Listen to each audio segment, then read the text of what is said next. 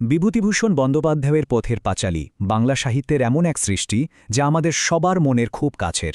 আর এই উপন্যাসের একেবারে প্রাণকেন্দ্রে রয়েছে দুর্গা, এক চঞ্চল মায়াবতী কিশোরী যে তার ভাই অপুর ছোট্ট জগৎটাকে একেবারে রঙিন করে রেখেছিল।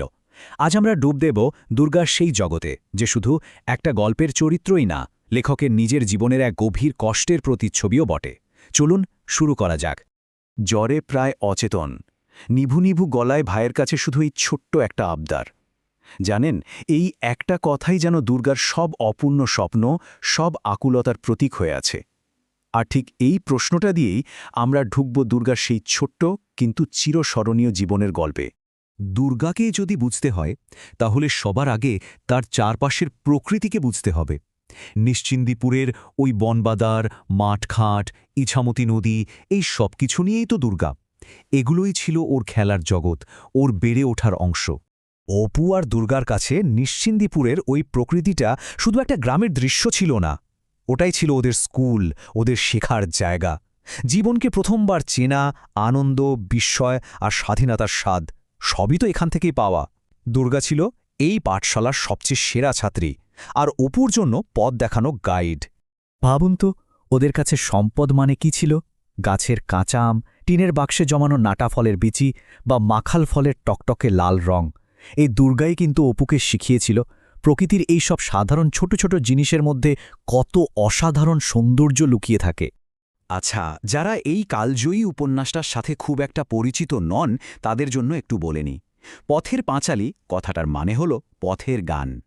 ১৯২৯ সালে প্রকাশিত এই উপন্যাসে বিভূতিভূষণ বন্দ্যোপাধ্যায় গ্রাম বাংলার এক দরিদ্র পরিবারের দুই ভাই বোনের বড় হয়ে ওঠার এক জীবন্ত, নিখুঁত ছবি এঁকেছেন।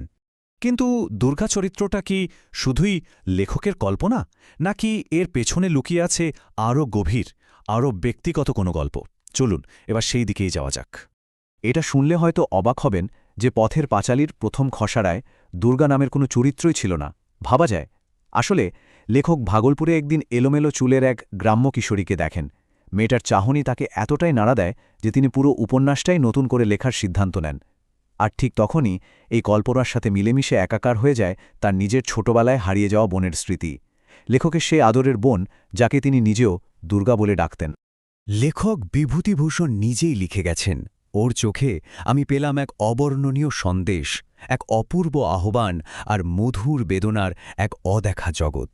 আসলে ওই একটা চাহনিতেই তিনি পথের পাঁচালীর আত্মা, তার দুর্গাকে খুঁজে পেয়েছিলেন। দুর্গার চরিত্রটা শুধু চঞ্চল বা মায়াবী নয়, এর গভীরে মিশে আছে একটা চিরন্তন বিষণ্ণতা, যা তাকে করে তুলেছে প্রকৃতির এক দুঃখী কন্যা। সমালোচকরা দুর্গাকে প্রায় এই নামেই ডাকেন, দুঃখী প্রাকৃত কন্যা, কারণ সে প্রকৃতির মতনই মুক্ত, স্বতঃস্ফূর্ত। কিন্তু তার ভাগ্যে যেন শুরু থেকেই একটা গভীর দুঃখ লেখা ছিল। ওর সমস্ত হাসি আনন্দের আড়ালেও একটা চাপা কষ্ট, একটা না পাওয়ার বেদনা যেন সব সময় থেকে যেত। বাংলার আরেক কিংবদন্তি কবি জীবনানন্দ দাশের কবিতায় প্রকৃতি আর বিষণ্ণতা যেভাবে মিলেমিশে একাকার হয়ে যায়, বিভূতিভূষণের গদ্যেও কিন্তু আমরা সেই একই বিষাদের ছোঁয়া পাই। দুর্গার চরিত্রটা যেন সেই কবিতারই একটা জীবন্ত রূপ। দুর্গার ভেতরের এই বিষণ্ণতাটা কিন্তু কোনো সাময়িক দুঃখ না, এটা যেন গ্রাম বাংলার প্রকৃতির গভীরে লুকিয়ে থাকা এক দার্শনিক বিষাদের প্রতিচ্ছবি। আর বিভূতিভূষণের কলমে সেই বিষণ্ণতা জীবনানন্দের কবিতার মতোই মায়াবী আর মর্মস্পর্শী হয়ে উঠেছে।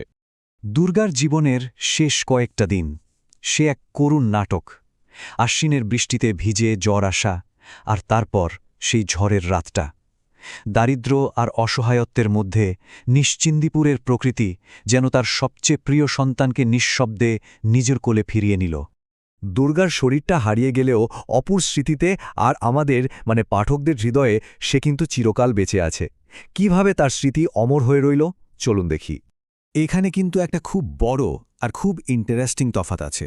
উপন্যাসে দুর্গার রেলগাড়ি দেখা স্বপ্নটা অপূর্ণই থেকে যায়। মৃত্যুর আগে সে শুধু অপুকে অনুরোধটুকু করে যেতে পেরেছিল, কিন্তু সত্যজিৎ রায়ের চলচ্চিত্রে আমরা কি দেখি? দুই ভাই বোন একসাথে কাশবনের মধ্যে দিয়ে ছুটে গিয়ে রেলগাড়ি দেখছে। এই একটা ছোট্ট পরিবর্তনই দৃশ্যটাকে এমন একটা অবিস্মরণীয় সিনেমাটিক মুহূর্তে পরিণত করেছে, যা বিচ্ছেদের বেদনাকে আরও অনেক গুণ বাড়িয়ে তোলে। দুর্গার চলে যাওয়াটা শুধু একটা বোনের মৃত্যু ছিল না, ওটা ছিল অপুর শৈশবেরও মৃত্যু। ঠিক এই ঘটনার পরেই তো ওদের পরিবারকে নিশ্চিন্দিপুর ছাড়তে হয়।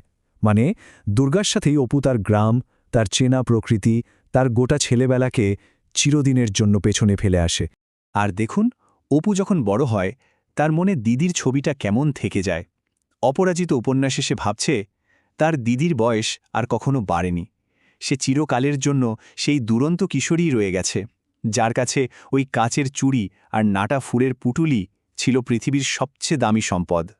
হ্যাঁ, দুর্গাকে আমরা বলতেই পারি আমাদের ছোট ছোট জিনিসের দেবী বা গডেস অফ স্মল থিংস, কারণ ওই তো অপুকে শিখিয়েছিল ঘাসের ডগার ওপর একটা শিশির বিন্দু, বুনো ফুলের গন্ধ বা মাখাল ফলের রঙের মতো অতি সাধারণ জিনিসের মধ্যে লুকিয়ে থাকা বিশাল আনন্দকে কিভাবে খুঁজে নিতে হয়। শেষ পর্যন্ত এই প্রশ্নটাই ঘুরে ফিরে আসে। শরৎকালে যেমন দেবী দুর্গার মূর্তিকে বিসর্জন দেওয়া হয়, ঠিক তেমনি এই মানবীকন্যা দুর্গাও তো শরৎকালেই অপুর জীবন থেকে হারিয়ে যায়। তাহলে কার বিসর্জন হল, দেবীর নাকি প্রকৃতির কোলে বেড়ে ওঠা এক দুঃখী মেয়ের? এই ভাবনাটা না হয় আমাদের সবার জন্যই তোলা থাকল।